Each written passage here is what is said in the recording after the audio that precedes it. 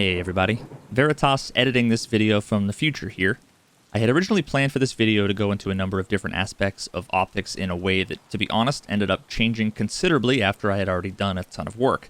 I then found out that the upcoming 12.11 patch was planned to include the optics rework that I discussed later in this video, and I felt like if I dig too deep into the optics as they are today, I might end up not finishing this video before the patch hits, rendering a bunch of what I talk about less interesting. Then, I got hit with a bombshell of a Discord message that included some potential leaks that sort of changed the trajectory of this video completely. Now, everything I say in this video still stands and will be extremely helpful in comparing and contrasting all the optics before and after the rework, but I do end up not diving into all of the details I wanted to because I'm not really sure how relevant many of those specific aspects are going to be in the future. I definitely plan on revisiting all of this after the optics rework, so don't worry. Alrighty then, on to the science. Hey guys, what's up? I think enough time has gone by now that I'm back in the mood for some Veritas science, this time delving into Tarkov optics. As many of you know, Nikita has said that a rework is coming at some point in the future to the whole optics system, so this video serves two main purposes. First, it's to get a baseline that we can use to compare the future changes against, and second, it tries to codify some of the criteria for how we can measure and contrast different optics in some sort of meaningful and measurable way. Right now, only a few optics are the meta, seen on almost every gun build out there, and others are almost never seen at all as they're nearly universally considered bad. Now, why are different sites loved and others hated? It's largely a subjective thing, but it's no coincidence that certain optics are heavily favored over others. Although interestingly enough, I think a lot of folks have a hard time articulating why. What I found is lacking is a clear and obvious set of objective properties that describe how the different optics function and how their ultimate sight pictures look and feel. Really, the only way to gauge if you'll prefer an optic or not is to see it. I think it's going to be an interesting challenge to come up with some sort of way of describing these optics quantitatively, so that even without looking at it, you can get a sense for how it would feel or perform in the game. I'm going to be trying to do that today. Now, as usual with Tarkov science, there's a million caveats, so rather than waste time listing them all verbally, I'm just going to toss them up on screen now. Feel free to pause if you care, but let's get them out of the way so we can get to the good stuff. Now, for simplicity's sake, I've broken down all of the optics into three categories. Now, note that these categories have some overlap with the ones that you may see listed in the game or on the wiki, but they also differ in a few ways as well. Allow me to define each of these categories, and then I'll explain why I've broken them down into these three. Now, first we have reflex sights. These are small or compact sights displaying some sort of dot or other shaped reticle without the addition of magnification. Next, we have combat scopes. These are magnified optics that either include variable magnification settings, built-in backup iron sights, or additional slots for attaching close-range sights. Combat scopes allow for a wide range of practical use cases from close quarters and mid-range combat, and even fairly long-distance engagements. And lastly, we have marksman scopes, which are the highly magnified optics, potentially with variable magnification settings, designed for the use of long-distance sniping with large caliber rifles. There are a number of optics that you can argue might fit into one or more of these categories. Take the Voodoo and Valde, for example. In Tarkov, the Voodoo is considered a scope, like some of the sniper scopes, but the Valde is considered an assault scope. These two sets of optics both have the same variable settings, 1x and 6x. And while they do have different appearances, there really isn't any difference between how they function. They're both effective in a wide range of combat situations from CQB to hundreds of meters. And this is the core of how I'm choosing to categorize these optics. Ultimately, it comes down to use case. In most scenarios, you have predefined use cases that you're planning for. Like if you're going to woods, you're going to want to prioritize mid and long range optics, whereas a marksman scope is completely useless in factory. While it's possible to use them for longer range combat, reflex sights are typically meant to be mounted on some pistols, submachine guns, and rifles when expecting indoors or otherwise close range encounters. Combat scopes are highly versatile and have either different settings or attachments that allow them to function well in a number of different situations. Marksman scopes are extremely limited at what they can do, being almost entirely useless in close range and mid-range engagements, but provide the highest magnification available for the longest distance shots. Of course, there are exceptions to all of these rules, but for all intents and purposes, once we establish what our use case is, the type of optic we'll want or need becomes obvious, and from there we can compare all the options available to us. Each category has its own set of criteria that I've come up with. I'm going to be providing as much data and measurements as I can, along with the visuals of each of these optics, showcasing how they look and function in use, and I'm going to leave determining how important you consider each of these properties when you weigh these options up to you. Honestly, I don't care what you like or dislike or what you prefer. What I'm interested in is the measurable, comparable, and the quantifiable. As usual, my goal is to provide you the data and for you to make up your own mind. Now, this video is going to be focusing on combat scopes. In order to compare these scopes, we need to first understand what happens when we use them. When your PMC shoulders the rifle and looks through the optic, the first thing that happens is your entire field of view becomes zoomed in. Now, this zoom amount or proportion may change at different FOV settings, I'm not sure, but at least at the max FOV of 75, which I have, it appears as though it's exactly the same for every scope. If we compare the effective sizes of our FOV before and after the zoom, we can see that nearly 2/3 of our FOV is lost when we zoom in, although of course we can see this smaller area with greater detail. Note that pretty much all of our comparisons are going to be taking place from within this zoomed in frame of reference because, as mentioned, it appears to be consistent between all scopes. So, looking at combat scopes, what are the noteworthy differences between each? In order to get a little bit more of an objective idea for the popularity of the different scopes rather than just my anecdotal experience in-game, I polled the Escape from Tarkov community asking each person to vote for their favorite scopes. With over 3,000 votes total, here are the results. Honestly, this isn't too surprising to me, as I probably would have guessed that the Voodoo, Valde, Hammer, Elcan, and Burris would all be contenders for the top 5. So, the question I have now is, why? What is it that people enjoy so much about these scopes or dislike so much about the others? Let's try and figure that out. Now, what I did was gather all of the images from in-game and throw them into Photoshop, mask each of the elements separately so I could get measurements for their relative sizes, and got some interesting results. First, let's look at how bulky the body of each scope is. How much of a blind spot is created solely by the size and shape of the outer portion of the scope. This is undoubtedly what most people complain, at least to me, about when discussions like this come up.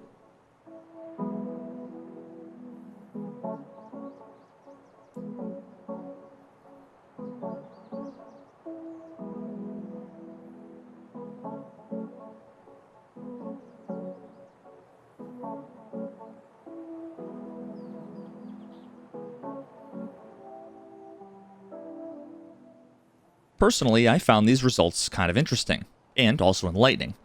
Many of the optics that tend to be fairly popular ranked poorly solely on this criteria, and some of the optics that we almost never see used are amongst the best. That leads me to believe that perhaps there's more to it than this single element.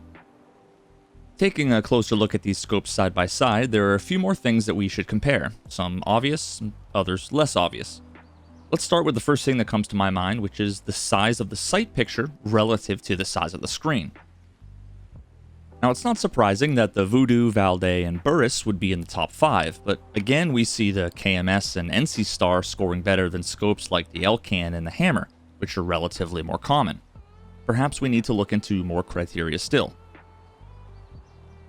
It wasn't until after I examined both of these properties that I realized something I hadn't really noticed before, which is how significant each of these properties were by comparison. The more I thought about it, the more I realized how, at least in my opinion, the peripheral vision blind spot created by the scope's housing was far less important to me than the overall size of the sight picture. In fact, when I think back to all the FPS games I played prior to Tarkov, I realize now that magnified scopes were implemented in such a way that they were basically just full-screen black images with the sight picture cut out of the center. At most, you might get some bit of the peripheral vision, but blurred. The loss of peripheral vision never felt like as huge of a detriment as it does in Tarkov. It makes me think that perhaps the big bulky housings might be so unpleasing to use, not because of what they block on screen while scoping, but probably some combination of how much of the screen they block when not scoping, and how aesthetically pleasing they look on the gun itself. Here are a couple of particularly bad examples of scopes that just take up far too much of your field of view when standing normally. But anyway, back to the main point here. What I want to emphasize is that the size of the sight picture and the size of the housing are, in most cases, a direct trade-off, and both of them are related to the concept of eye relief.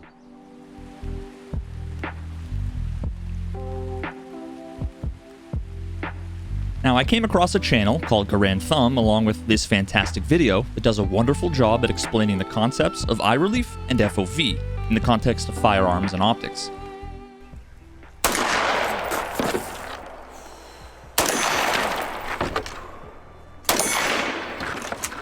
Now, we understand the magnification, but there's more that goes into magnification, which is the field of view. That is, how much can I actually see when I'm at 6 power? So the ACOG famously has an enormous field of view, specifically around 36, a little bit more feet at 100 yards at 4 power. What's good about that is with that massive field of view, you have a better picture of what is happening around your target. This is important for a variety of reasons. Hold up, did he just say that the ACOG was famous for having a wide field of view? Then why does it look like this in Tarkov?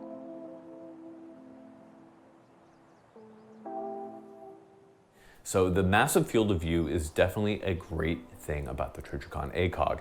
Now, other low power variable optics don't match that huge field of view that the ACOG has. They do come somewhat close, but understand something like the AccuPoint, for example, at 4 power, now it does have 1 to 4, but at 4 power, at 100 yards, it sees 24.2 feet. Let's do a quick side-by-side of the two optics he talks about in this video, the ACOG and a variable optic similar to the Voodoo in Tarkov.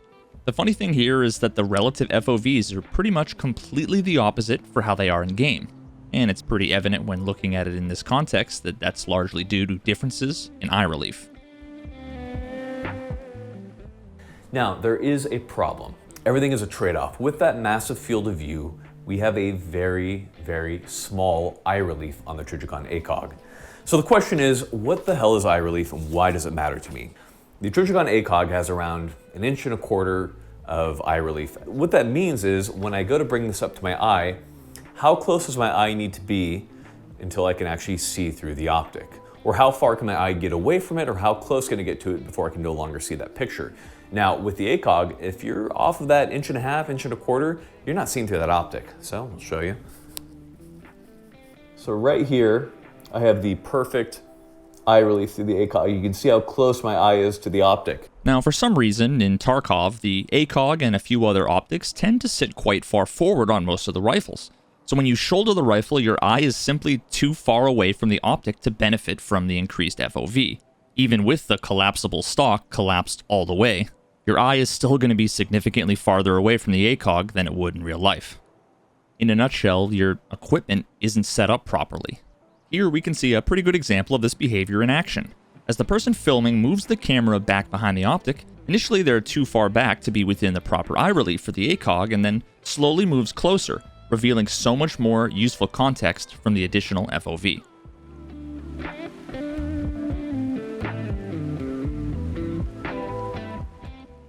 This video goes into detail about how important eye relief is on optics in real life, so if you're interested in that or anything else related to these topics, I'd highly recommend you go watch that video.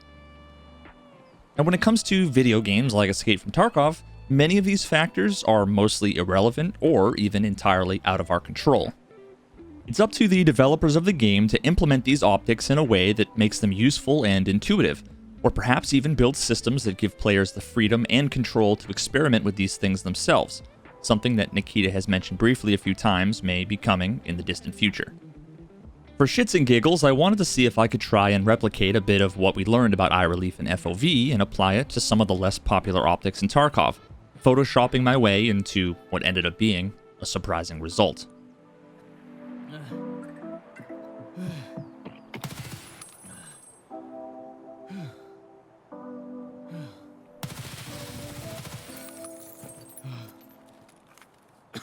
Here's what one of the ACOGs looks like now. For comparison purposes, let's take a look at the Voodoo when it's zoomed in to 4x.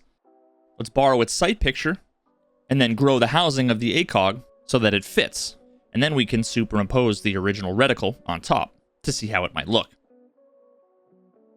Now, a lot of people say they don't really like the way this reticle looks. Cool part about this is that we can experiment a little. Now again, much of this comes down to personal preference, your mileage may vary, but it's hard to deny that increasing the size of the sight picture and the resulting FOV of a scope by decreasing its eye relief can have quite a significant impact on the usefulness of an optic. Let's see if we can do the same with a couple of other less popular options.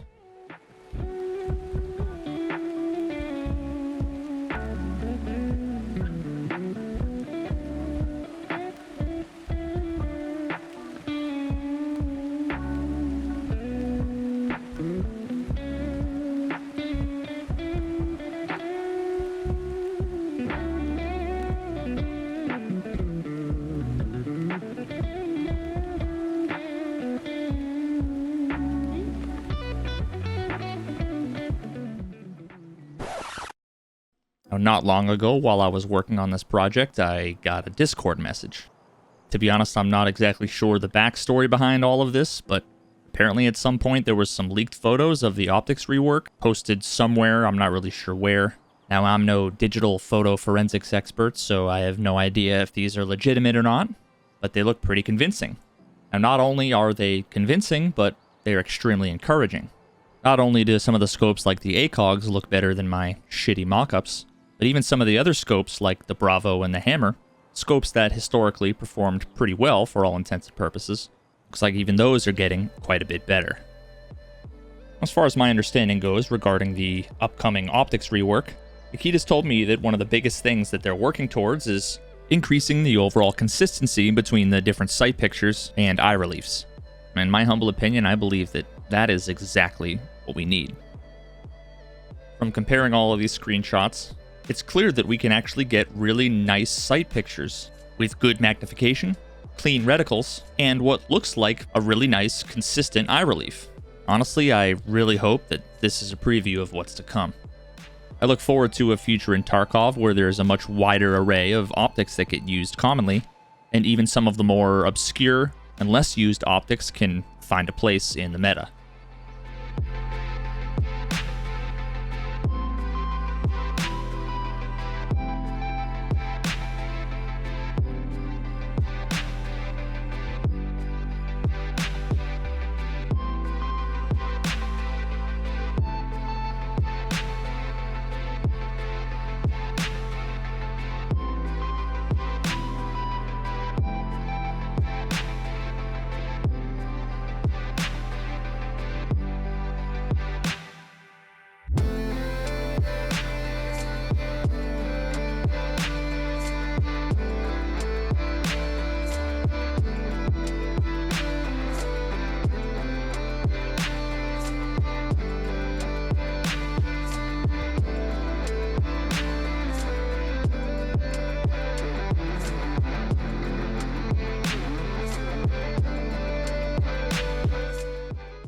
I just want to give a massive and sincere thanks to my first few supporters on Patreon. It's this incredible support, along with all of you guys that leave positive comments, like the videos, share it with your friends, and come by my stream to say hello. It keeps me wanting to go above and beyond and make the best quality content I possibly can for all of you guys. Thank you again, and I'll see you soon.